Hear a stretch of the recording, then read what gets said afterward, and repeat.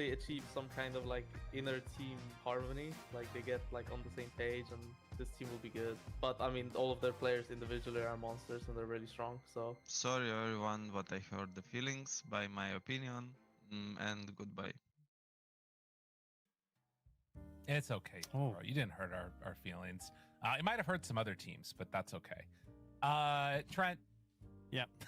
I mean, we know actually is a fact that he's one of the most looked up to players by other players, right? We heard that this year at TI. So, you know, there could really be some cut up feelings if they get a hold of that VOD. I'm just going to say, I think Dreamleague should release everybody's rankings. Release the list? That would be awesome. Let's release the list as we can take a look at a couple of things, because they're not just playing all of this for fun. We're also EPT points. Look at that. EP point distribution that's going on. As you can see, Dreamleague, the first of these that's making their way towards the Esports World Cup later on in the year. And of course, beyond just the points that are very important, everybody cares about, they're weighted more heavily towards the end. It's also a prize pool. They're playing for money. I figure once you got to some of these numbers here, like 23,090, we should have just started adding like 1s and 2s at the end. Like, I want to see someone qualify by 1 point, you know? Oh, I think that could be a solid idea here. But yeah, there you go. This is how you get those points. They're distributed out of season 27. Yeah, sure, there's money, but like the points, 3,000 EPT points. Oh my goodness, Lyrical, you and I don't think we have any EPT points between us. I feel like we should get some for casting, right? Like, it's not listed there. It says prize money per Swiss win 3,500, EPT points per Swiss win 100, but then it doesn't say anything about, you know, EPT points per cast. Now they do pay us. Question. So we do have that at least, I guess. You're getting ask paid for more. Well, you know, exposure's payment as well, Lyrical. It's fine. You're also getting paid. Don't worry. Well, we've got some more stuff. Our schedule for today across all 4 of the streams. You can see there another graphic with a whole host of things going on. But these are all the matches that we're playing on the first day.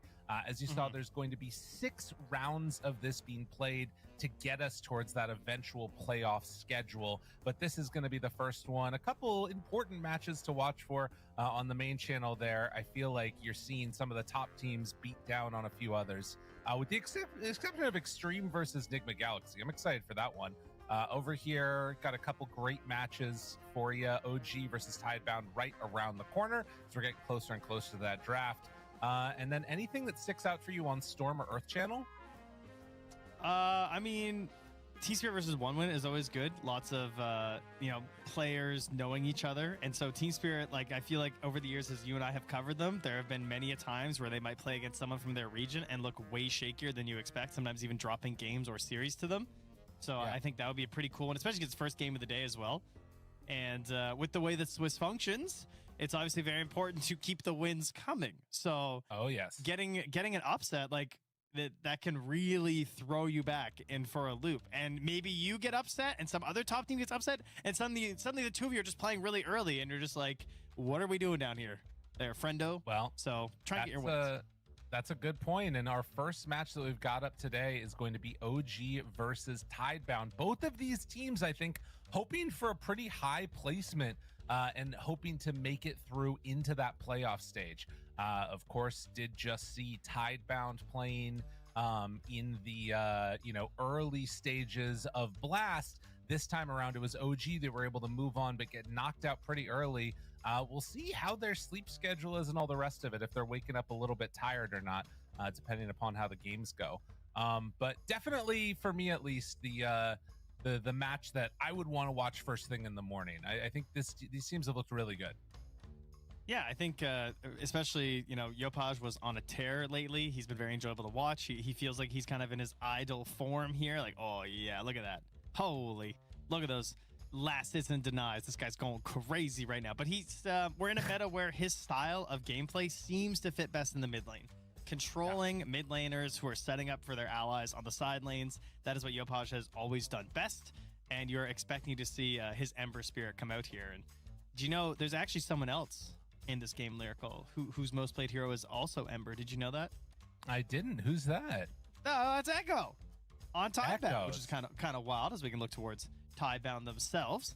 You know, they're obviously a little bit different, right? Because they've shifted up some of their players, but your boy Y still in there, still trying to lead the charge here. We've seen some pretty crazy games out of Shiro. I feel like he has really been stepping it up a little bit in the games I've been watching. Yeah, sometimes it ends up being he's got that fly element to him, I feel like, lately, where I've seen some games where I'm just like, what is boy doing? But he's taking risks when a risk needs to be taken. Otherwise, the game's just going to stagnate out anyway, and I like to see that in a player. He is bold. He is not what bold, you would all right. anticipate. And on top of that, I think the biggest thing to me about him is that he was chosen by this squad, right? Like, that tells you something about the mentality, because you could have gone to a lot of sort of, you know, quote unquote washed mids from China. There's a lot of different people that you could have chosen to secure, but this is sort of that new up and coming type of player. They're hoping is going to show some swagger out there, and one of his most swagger fiend heroes is the Shadow Fiend itself, that we saw a lot of in the group stage to Blast last time around. But we'll see how it goes. It still is a not all looking great, but if it starts popping off, this is somebody you might want to keep an eye on. I'm wondering, you know, I've been reading some Reddit threads. I know that Echo he's a Kunkka player, but he hasn't brought back the Kunkka. Do you think we will get a single mid Kunkka this entire tournament? It's just hard no. You know, there might be a patch, you know, there's a chance. Okay, that's the most likely way we can get Echo back onto his Kunkka, huh? Okay. Yeah. All right, I like that idea, lyrical. I'm also gonna say something. When we were choosing which players to highlight, we decided to do the mids, which makes sense. It's a role that, like, you know, a lot of stuff flows through and it all feels pretty good.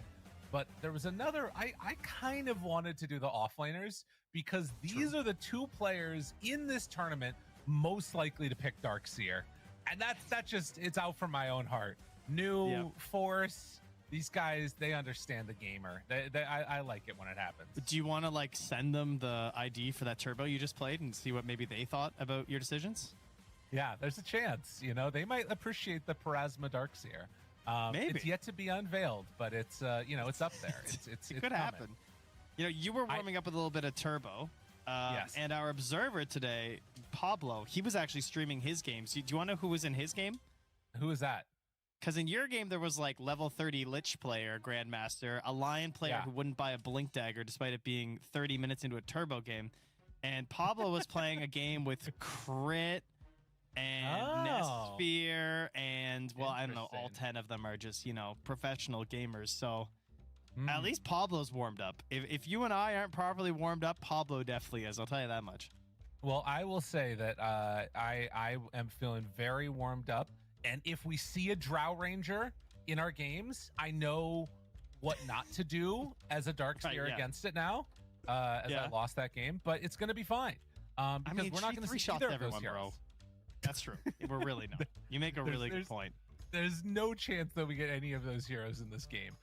I am curious, actually, if there's going to be any change-ups from the last tournament, because towards the end, we started to get what felt like very stale drafts. But I have a feeling that part of the reason that happens is that, like, teams that are there sort of fall inside this own little tournament bubble, and then after the bubble, it, like, pops a little bit. And then everybody's like, wait, Centaur? Nobody likes this guy. Centaur's out of there. Let's get the hell out of here. No more Centaur. I do think that's true. I think some heroes got a little figured out in the last while. Like, we had Centaur being kind of, like, ignored, falling later into the draft. Some teams not taking him first overall. I think some heroes, unfortunately, will stay permabanned because they did not get solved, like Timbersaw.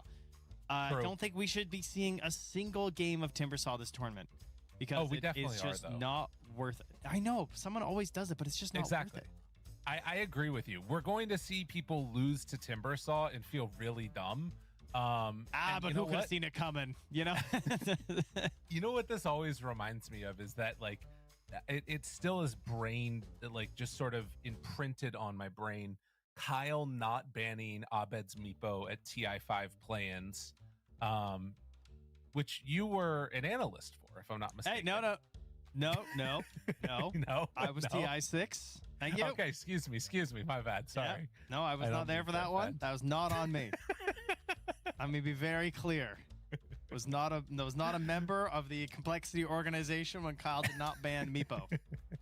That was like, man, we should probably get somebody to make sure that doesn't happen again. Then they hired me. All right. And from there, as y'all remember, the ship turned right around for that org. That's right. That was when complexity all came back. Hello, to the Hello, zone. hello, boys. Good morning, everybody. And I think they won like every tournament after that, if I remember correctly. I'm pretty sure. That sounds right. Good morning. Yeah, I had a pretty Well, storied career. I think I might. No, it's fine actually. Well, nonetheless, Oh, fuck, I have it 5 does seconds look like delay. we're Should I waiting restart my stream for 5 seconds delay, potentially a guys? couple of player Follow, games to get Omega, sorted, and then Knights we should Eclipse, just be Mossbite, right Miss underway. Shadow Peoples, Rare but yeah, I PBK, came home to snow. But Mega 92, Did you I really? Relate Live. I did. I got my little Oh. festive mug too. Look how festive that is. Very nice. Beresta. So festive. Yeah, we got snow here. Came home. I it's forgot to everywhere. put away the 5 It's just- seconds. It's Yeah, bananas. I should Snowsuits? restart. Oh, really? Alright, Just I'm do restarting. fucking everywhere. You better do it Down, now, by the yeah. way, I'm sorry to break the illusion here. This is a green screen behind me. You I'll might be not back know in about this technology. 10 seconds. Oh my I'm not God, actually. you're not in here with me. 10 I'm segundos. not in Don't the leave. woods right now. But if I pulled this down, there would be a air mattress behind me because it's very early in the morning.